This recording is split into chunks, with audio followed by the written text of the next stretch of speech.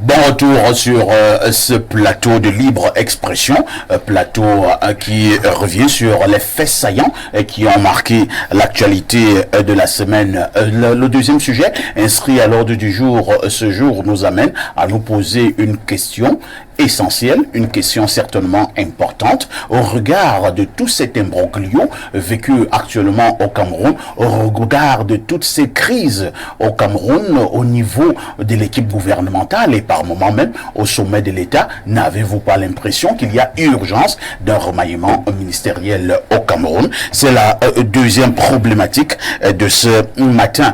Je recommence par le professeur Mathias Eric Owonangini. Professeur Mathias Eric Owonangini, le dernier remaniement remonte en 2019, 5 ans maintenant que le président Paul Biya n'a pas bougé son staff gouvernemental. À côté de cela, comme je viens de l'évoquer, nous avons quand même des crises à répétition.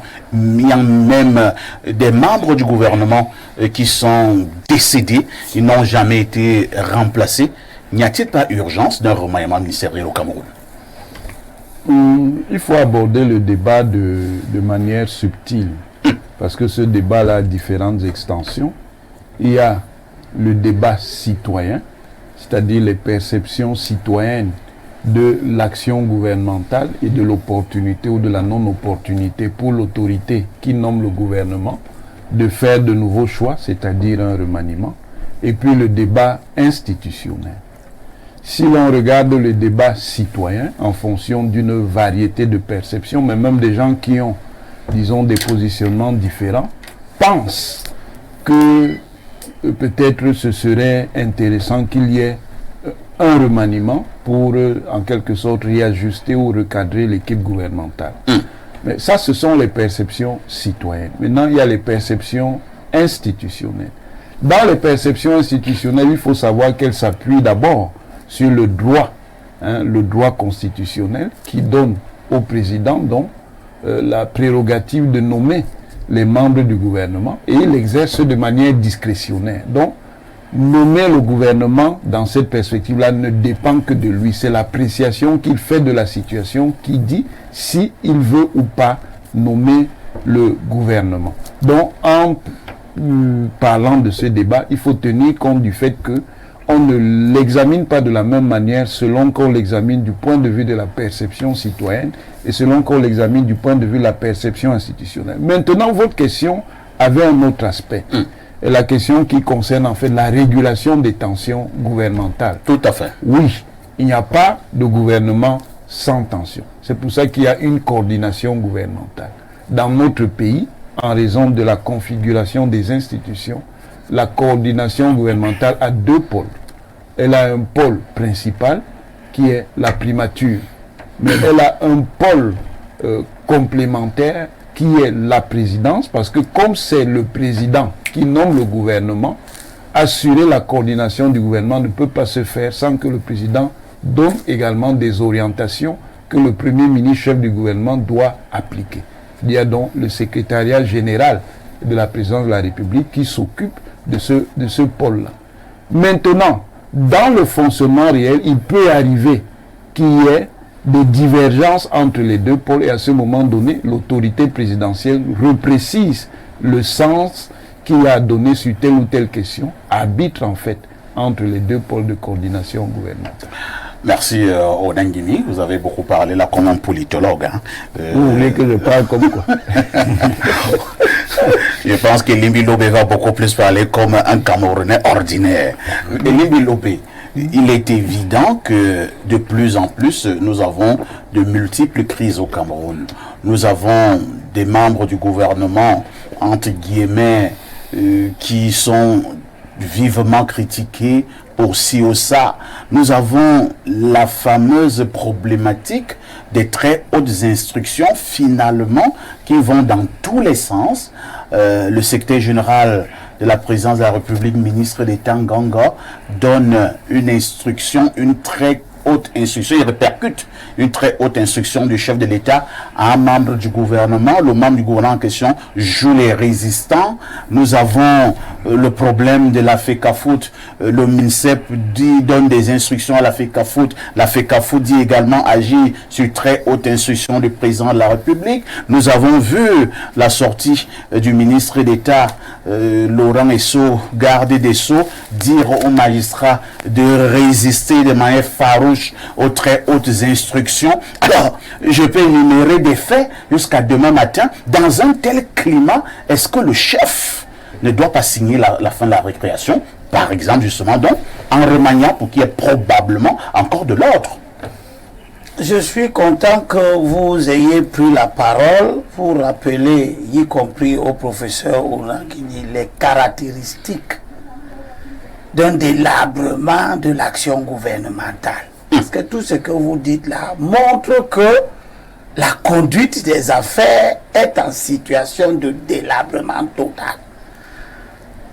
Tout le monde demande une coordination.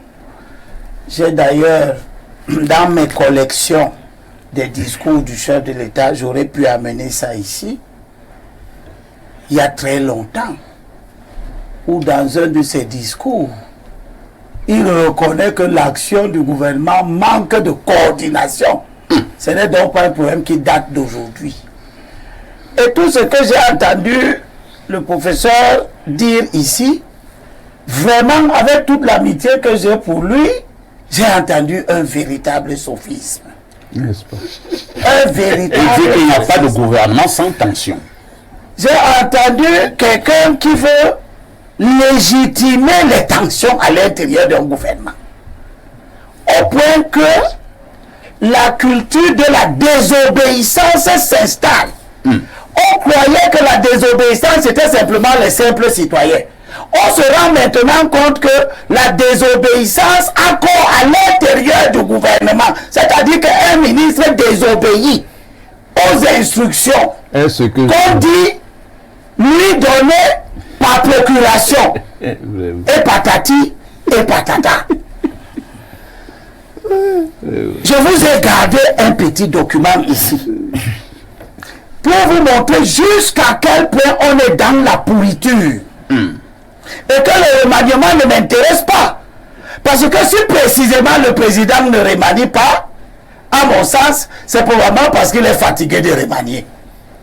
Parce qu'avec 42 ans de gouvernance, il est, je pense, si je compte bien, il doit être au 50e gouvernement. Je crois qu'il a tout essayé. Et actuellement, quand le président se lève le matin à 92 ans, je n'ai pas l'impression que son souci, c'est comment on gouverne. Je crois que son souci, c'est que je vais me reposer dans le camp de tous ces gens-ci. Parce qu'il est fatigué. Parce qu'il est fatigué. J'ai ici un document que je vais vous lire sommairement. Permettez-moi. Non, c'est rien. Je vais couper. On apprenait les trois essentiels. Juste pour vous montrer que on est dans une situation de délitement total de l'autorité de l'État. Les scènes que nous avons vues à la FECAFOOT sont une preuve, mais regardez ceci. C'est le ministre des Domaines qui écrit.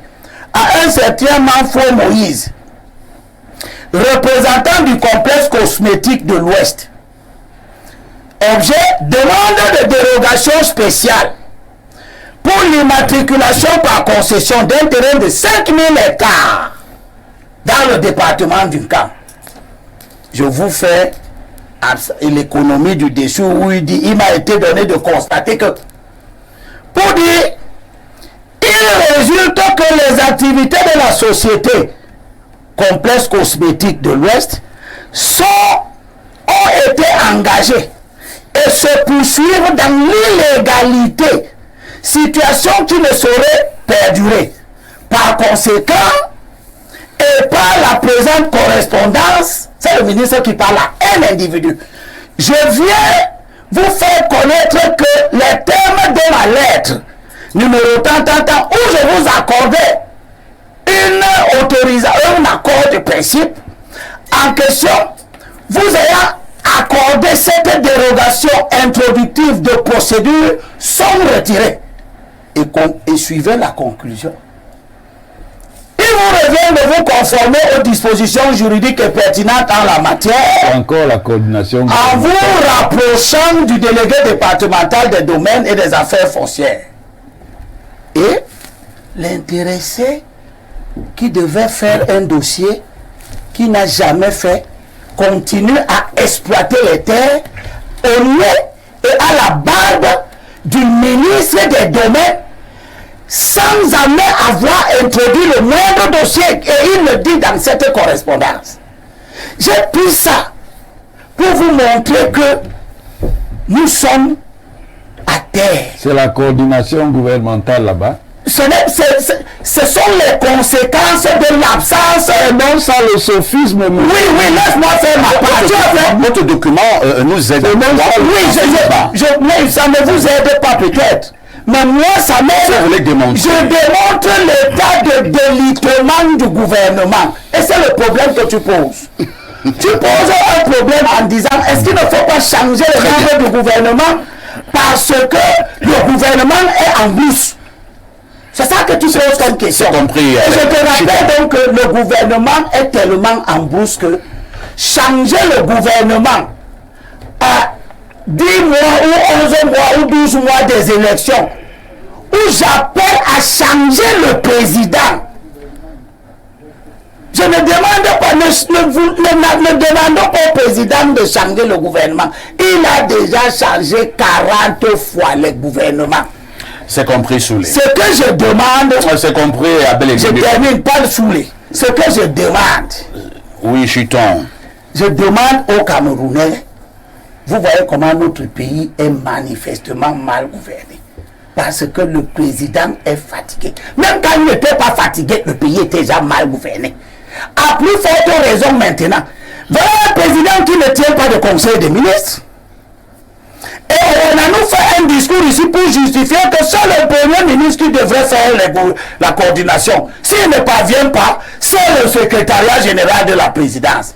Alors que le secrétaire général de la présidence est un ministre qui doit être sous l'autorité du chef du gouvernement. Sous l'autorité du chef du gouvernement. Ok. Il est donc sous l'autorité du chef du gouvernement. Et c'est à lui que vous demandez de faire la coordination. Comme le chef du gouvernement ne fait pas le pôle principal et pôle auxiliaire. Je suis en définitive la configuration institutionnelle. Démagogie. Oui, laisse je fais ma démagogie. C'est pas toi. C'est ça la démagogie. Je parle au Camerounais en leur demandant que... Parler au Camerounais sans citer mon nom. Je leur parle. Ils t'ont écouté, non? N'est-ce pas, tu as parlé quand je parle. C'est vous qui m'interpellez. Je dis donc Prenez la parole, vous avez assez parlé. Les gens comme les Olona. C'est ça. Ils sont compétents pour entretenir le flou dans vos esprits. Mobilisons-nous pour enlever ce gouvernement et son chef. Vous allez encore à l'occasion des élections. Parce qu'avec le sophisme comme ça, vous